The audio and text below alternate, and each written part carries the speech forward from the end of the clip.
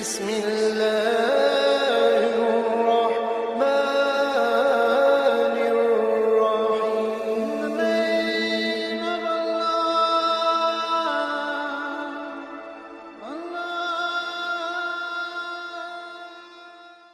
أعوذ بالله السميع العليم من الشيطان الرجيم.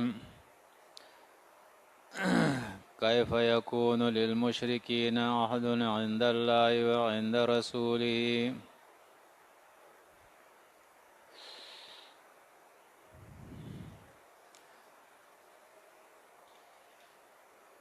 کیف یکون، یہاں سے اب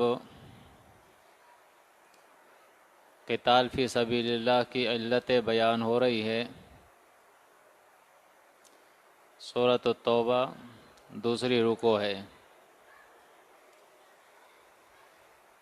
کہ اللہ رب العزت نے قتال فی سبیل اللہ کی اجازت کیوں دی ہے، اس کی کیا علت اور وجہ ہے.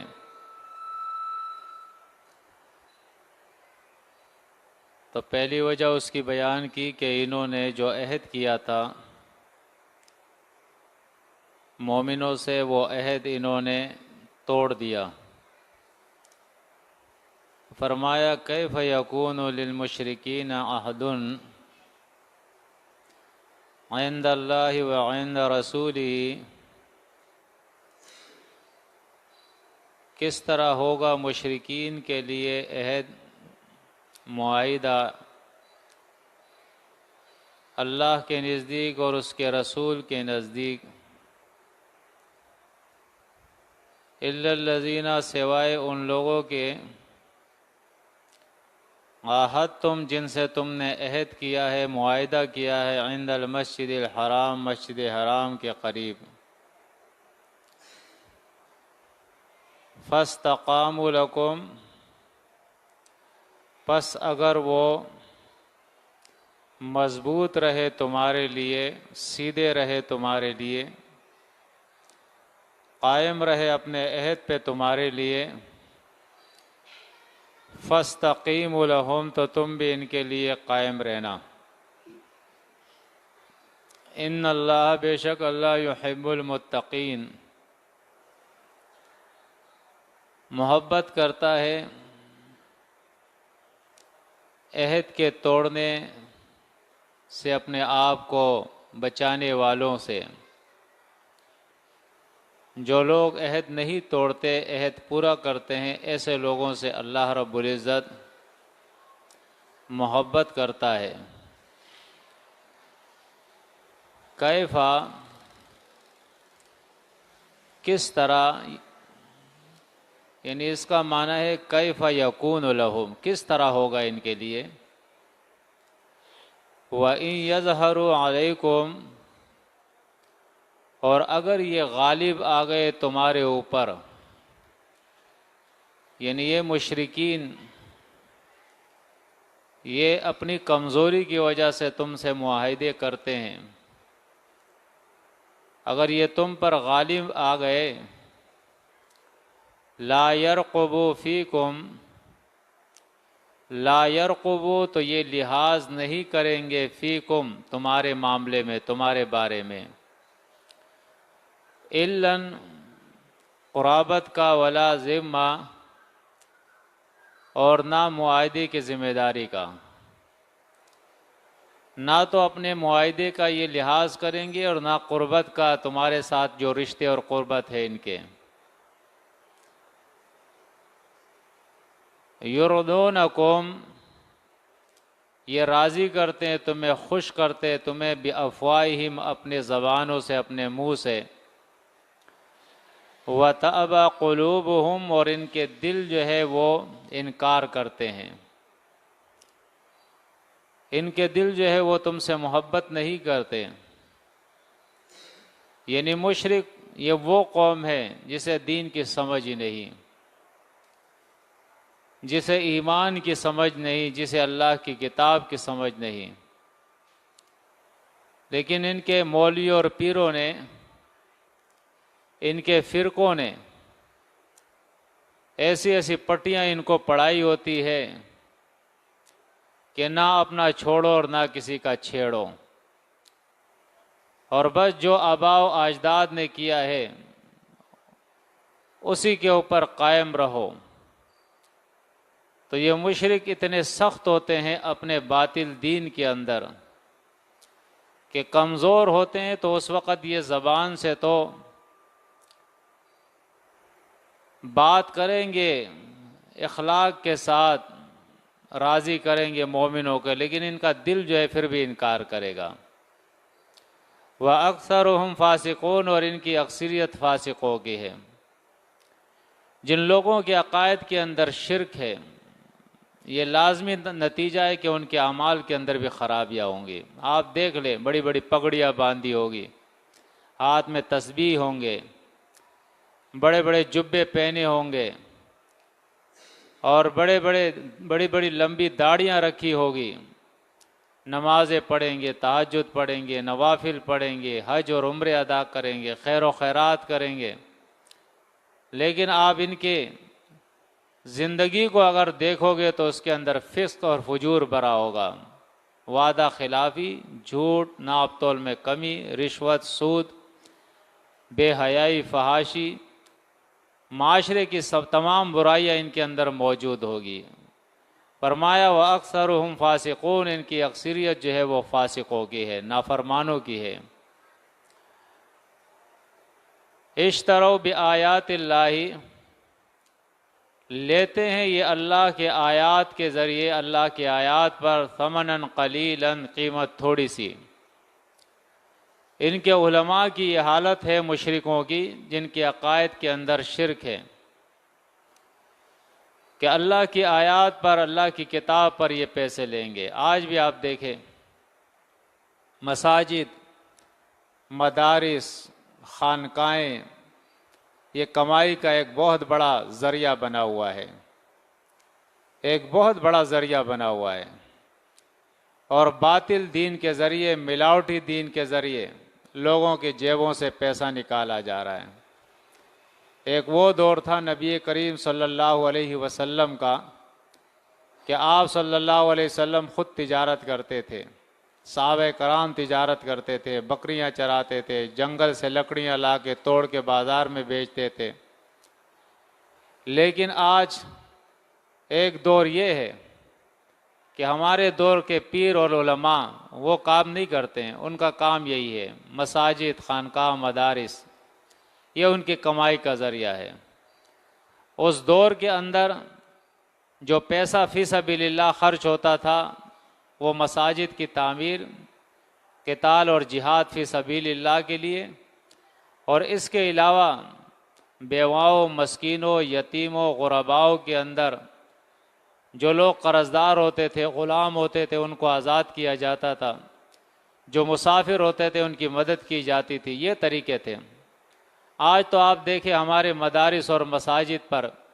جگہ جگہ بورڈ لگا ہوگا، صدقہ، فطرہ، کفارہ، زکوٰۃ،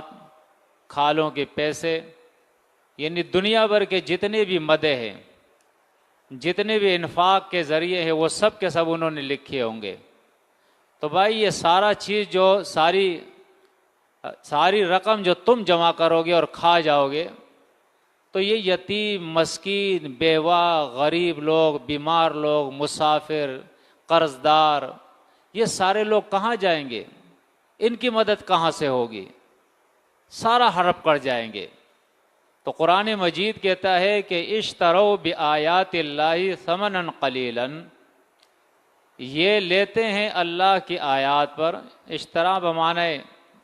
لینا، اشترا بمعنی خریدنا، اشترا بمعنی فروخت کرنا،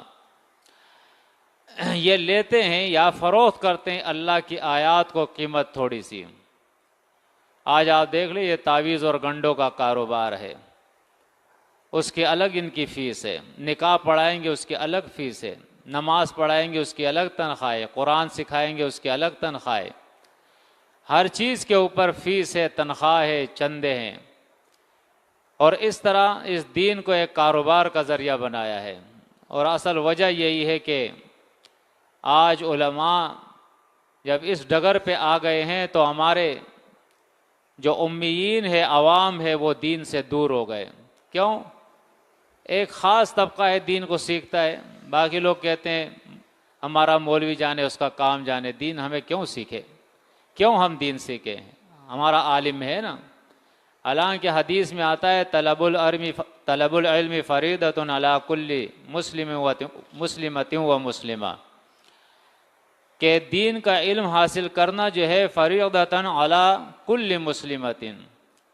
ہر مسلم عورت، علی کل مسلم و مسلمۃ، ہر مسلم مرد اور عورت کے اوپر فرض ہے۔ اور ایک حدیث کے اندر آتا ہے علی کل مسلم، ہر مسلم پر فرض ہے کہ یہ دین سیکھے۔ وہ صرف یہ خاص لوگوں کا کام نہیں ہے۔ اللہ کے جتنے بھی انبیاء ہیں، آپ قرآن دیکھیں، ہر نبی جب آتا ہے وہ کہتا ہے یا قوم لا اسألکم علیہ اجرا، اے میرے قوم، میں اس دین پر تم سے اجر نہیں لیتا ہوں، ان اجری الا علی رب العالمین، میرا اجر اللہ کے اوپر ہے۔ قرآن مجید کے اندر آپ دیکھیں، اللہ سورۃ الجمعہ کے اندر فرماتا ہے یا ایھا الذین آمنوا اذا نودی للصلاۃ من یوم الجمعۃ فاسعوا الی ذکر اللہ وذروا البیع، ایمان والو، جب جمعے کے دن آذان دی جائے نماز کے لیے تو کاروبار چھوڑو اور صلاۃ یعنی نماز کے طرف آ جاؤ۔ اب دیکھیں، یہ قرآن کا حکم ہے کہ جو تمہارا کمائی کا ذریعہ ہے، پیسہ کمانے کا، اس کو چھوڑ دو، اللہ کے ذکر کے طرف آ جاؤ۔ تو اب امام صاحب جو نماز پڑھاتا ہے، اس کا ذریعہ کمائی کا تو نماز ہے، نماز پڑھا کے وہ پیسے لیتا ہے، تو اس کی نماز کیسے ہوگی؟ اس لیے کہ اللہ فرماتا ہے وَذَرُوا الْبَيْعَ، جو تم لین دین کرتے ہو، جس سے تم کماتے ہو، اس کو چھوڑو اور اللہ کے ذکر کے طرف آؤ۔ تو سب سے پہلے آپ دیکھیں، اللہ کے اس حکم کو وہ امام اور خطیب نہیں مانتا، جس کے اندر اللہ فرماتا ہے وَذَرُوا الْبَيْعَ، کہ اپنا کاروبار چھوڑ کے صلاۃ کے طرف آ جاؤ۔ آج لوگ اس چیز کو نہیں دیکھتے ہیں کہ یہ امام، اس کے عقیدے میں شرک ہے، یہ حرام کھاتا ہے، جو بھی کہتا ہے جا کے پیچھے کھڑے ہو جائیں گے، نماز پڑھیں گے۔ حالانکہ امام ایسا ہونا چاہیے جو حرام کھانے سے پرہیز کرے اور متقی اور پرہیزگار ہو، اور اس کا عقیدہ شرک سے جو ہو پاک ہو۔ تو ایک وجہ یہ بیان کی اشتراؤ بآیات اللہ ثمنا قلیلا، اللہ کی آیات پر یہ پیسے لیتے ہیں، قیمت لیتے ہیں تھوڑی سی، اور یہ پوری دنیا جو ہے یہ تھوڑی ہے، متاع دنیا قلیل، اللہ فرماتا ہے پوری دنیا جو ہے یہ قلیل ہے۔ فصد عن سبیلہ، پس یہ روکتے ہیں لوگوں کو اللہ کے راہ سے۔ دونوں طریقوں سے اس کا معنی کیا گیا ہے، لازمی اور متعدی۔ یہ منع ہوتے ہیں اللہ کے راہ سے اور یہ روکتے ہیں اللہ کے راہ سے، یعنی خود بھی یہ اللہ کے راہ سے، اللہ کی کتاب سے منع ہے، اللہ کی کتاب پر عمل نہیں کرتے، اس کی آیات کو نہیں مانتے، اور اسی طرح اللہ کے راہ سے لوگوں کو بھی روکتے ہیں۔ تو یہ اس وقت کی صرف بات نہیں ہے بنی اسرائیل کی یا نبی کریم صلی اللہ علیہ وسلم کی، بلکہ آج بھی یہی معاملہ ہے۔ فرمایا انہم، بے شک یہ لوگ، ساء ما، برا ہے وہ، کانوا یعملون، جو یہ کرتے ہیں۔ لا یرقبون، یہ لحاظ نہیں کرتے، فی مؤمنین، کسی مومن کے بارے میں، الاً، قربت کا۔ الاً کے اگرچہ مختلف روایات اس کے اندر آتے ہیں، اس سے مراد قربت اور رشتہ داری کے بھی لیے ہیں، اور اسی طرح اس سے مراد جو ہے اللہ کے معنی بھی لیے کہ یہ اللہ کا لحاظ نہیں کرتے ہیں۔ اور اسی طرح اللہ کے جو ہے کئی معنی جو ہے وہ مفسرین نے لکھے ہیں، زیادہ بہتر جو ہے وہ یہی ہے، الاً، یہ اپنی قربت اور رشتہ داری کا لحاظ نہیں کرتے، ولا ذمہ، اور نہ یہ اپنے معاہدے کا لحاظ کرتے ہیں، ولا ذمہ، نہ معاہدے کا لحاظ کرتے، وَأُولَئِكَ، اور یہ لوگ، ہم المعتدون، یہ حد سے تجاوز کرنے والے، زیادتی کرنے والے۔ آپ دیکھیں، یہ معتدون جو ہے متقین کی ضد ہے۔ مومن جو ہے اللہ بیان فرماتا ہے یہ متقی ہے، اپنے معاہدے کا لحاظ کرتے ہیں، اس کے ساتھ وفا کرتے ہیں، اور جو مشرک ہوگا وہ اپنے معاہدے کی جو ہے وہ لحاظ نہیں کرے گا، اپنے وعدے کو پورا نہیں کرے گا۔ وَأُولَئِكَ هُمُ الْمُعْتَدُونَ، یہ حد سے تجاوز کرنے والے لوگ ہیں۔ فَإِن تَابُوا پس اگر یہ توبہ کر لے، باز آ جائے اپنے شرک اور کفر سے، وَأَقَامُوا الصَّلَاةَ اور قائم کر لے صلات کو، وَآتَوُا الزَّکَاةَ اور دے زکوٰۃ، فَإِخْوَانُکُم پس یہ تمہارے بھائی ہیں، فی الدین دین کے اندر۔ یہ تین بڑی باتیں ہیں، شرک سے توبہ کرے، صلات کی پابندی کرے اور زکوٰۃ دے، تو تمہارے بھائی ہیں دین کے اندر۔ وَنُفَصِّلُ الْآيَاتِ اور تفصیل سے ہم آیات بیان کرتے ہیں، یعنی تفصیل اصل میں کہتے ہیں فا صاد لام فصل، فصل کہتے ہیں کسی ایک چیز کو دوسرے سے الگ کرنا۔ تو وَنُفَصِّلُ الْآيَاتِ کے اصل معنی ہوتے ہیں کہ ہم دلائل کو الگ الگ کر کے بیان کرتے ہیں، حق اور باطل کے دلائل کو الگ الگ کر کے بیان کرتے ہیں، لِقَوْمٍ يَعْلَمُونَ تاکہ یہ لِقَوْمٍ اس قوم کے لیے، یعلمون جو جانتے ہیں، سمجھدار لوگوں کے لیے اللہ بیان فرماتا ہے اپنی کتاب کے اندر ہم تفصیل سے آیات کو بیان کرتے ہیں، جانوروں کے لیے نہیں، جو اپنے بڑوں کا پندہ اپنے گلے کے اندر ڈال کے اور آنکھیں بند کر کے اپنے بڑوں کے پیچھے چلے، غور و فکر نہ کرے، سمجھے نہیں، ایسے لوگوں کے لیے نہیں، قرآن ایسے لوگوں کے لیے ہے، لِقَوْمٍ يَعْلَمُونَ جو سمجھدار قوم ہو۔ فرمایا وَإِن نَكَثُوا اور اگر یہ لوگ توڑے، ایمانہم اپنے قسموں کو، من بعد عہدہم اپنے معاہدے کے بعد، جو انہوں نے معاہدہ کیا ہے اور قسمیں کھائی، اگر یہ توڑ دے، وَطَعَنُوا فِي دِينِكُمْ اور یہ تان کرے یعنی یہ بدنام کرے، عیب ڈھونڈے تمہارے دین کے اندر، الزام لگائے تمہارے دین پر۔ آج بھی آپ دیکھیں باطل پرست لوگ جو ہے وہ جب حق کا مقابلہ کرتے ہیں تو ان کے پاس کوئی بھی دلیل نہیں ہوتی ہے سوائے اس کے کہ وہ جھوٹے پروپیگنڈے کرتے ہیں، الزامات لگاتے ہیں۔ تو فرمایا وَطَعَنُوا فِي دِينِكُمْ اور اگر یہ تان لگائے یعنی یہ عیب ڈھونڈے، الزام لگائے تمہارے دین کے اندر، فَقَاتِلُوا پس تم لڑو، أَئِمَّةَ الْكُفْرِ کفر کے پیشواؤں سے، کفر کے اماموں سے، جو ان کے بڑے ہیں ان سے پھر تم قتال کرو، جو یہ شرک اور کفر پھیلا رہے ہیں، لوگوں کو اکسا رہے ہیں بغاوت کے اوپر، مخالفت کے اوپر۔ انہم بے شک یہ بڑے ان کے جو ہے، لا ایمان لہم نہیں ہے ان کے لیے قسمیں، یعنی ان کے قسموں کا کوئی اعتبار نہیں ہے، لعلہم ینتہون شاید کہ یہ لوگ باز آ جائے، ان سے قتال کرو، ان کی جب ان کی قوت جو ہے وہ کم ہوگی تو یہ ضرور باز آئیں گے۔ پھر الا تقاتلون تم کیوں قتال نہیں کرتے ان سے،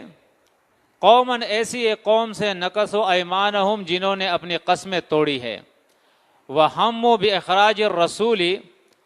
اور انہوں نے رسول کے نکالنے کا قصد کیا ہے کہ اللہ کے رسول کو اپنے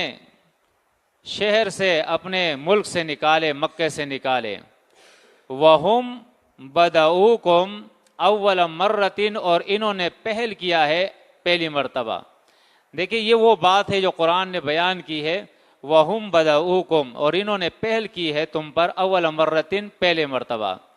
یعنی جنگ کی ابتدا جو ہے ان مشرکین نے کی ہے۔ تو یہ یاد رکھو کہ جنگ کی ابتدا مسلم کبھی نہیں کرتا ہے، مومن کبھی نہیں کرتا ہے، مومن دعوت دیتا ہے، مومن دلائل دیتا ہے، مومن برداشت کرتا ہے، مومن صبر کرتا ہے، مومن قربانیاں دیتا ہے، لیکن جب صبر کا پیمانہ لبریز ہو جائے تو اس کے بعد مومن لڑتا ہے۔ تو فرمایا وَهُمْ بَدَؤُوكُمْ اور انہوں نے پہل کیے ہے تم پر، اول مرتن اول مرتبہ، اتخشونہم کیا تم ان سے ڈرتے ہو، فاللہ پس اللہ احق زیادہ وہ حقدار ہے، ان اس بات کا تخشوہ کہ تم اس سے ڈرو، ان کنتم مومنین اگر تم مومن ہو۔ قاتلوہم لڑو ان سے، قتال کرو ان سے، یعذبہم اللہ بایدیکم اللہ ان کو عذاب دے گا تمہارے ہاتھوں سے، یعنی عذاب کے مختلف طریقے ہیں، ایک طریقہ یہ ہے کہ تمہارے ہاتھوں سے اللہ ان کو عذاب دے گا، وَيُخْزِهِمْ اور ان کو رسوا کرے گا، وَيَنْصُرْكُمْ عَلَيْهِمْ اور مدد کرے گا اللہ تمہاری ان کے مقابلے میں، وَيَشْفِي صُدُورَ قوم مومنین اور ٹھنڈے کرے گا اللہ مومن قوم کے دلوں کو، ان کے سینوں کو، یا وَيَشْفِي سے مراد جو ہے شفا ہے، اللہ شفا دے گا مومن قوم کے سینوں کو، یعنی دشمن پہ اللہ اس طرح غلبہ دے گا کہ ان کے دل جو ہے وہ ٹھنڈے ہو جائیں گے۔ وَيُذْهِبْ غَيْظَ قُلُوبِهِمْ،